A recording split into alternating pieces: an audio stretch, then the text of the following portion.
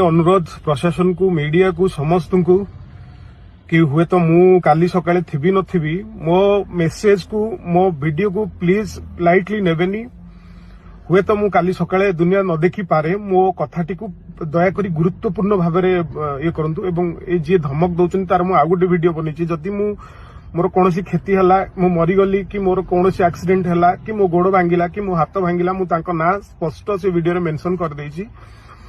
तेणु मत बारंबार धमक मिलूची मत 50 लाख टंका देले ही मु तते छाड़ीबी 50 लाख न देले मु सोशल मीडिया रे बदनाम करबी एवं मोर प्रशासन को एतिके अनुरोध कि मु एते दिन लोकन को हसैछि एते दिन मु मनोरंजन करछि कॉमेडी माध्यम रे लोकन को आज मो ऊपर विपद मो लाइफ रिस्क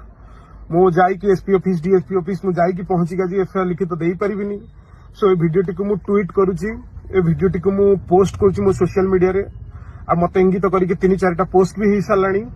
मते मानसिक जंत्रणा मु 3 दिन हबो खाई परनी सोई परनी एबे लुचि कि मु गोटे जगह जाउछि कारण मु जानिछि मते मु काली राति रे खबर पाइछि जे मते बाडी की डिजेबल कर देबे सब दिन पई सो मेसेज टी को बहुत मात्रा शेयर करनु मु हेल्प मागिथली जो मानकु केही भी मते सहयोग भी करना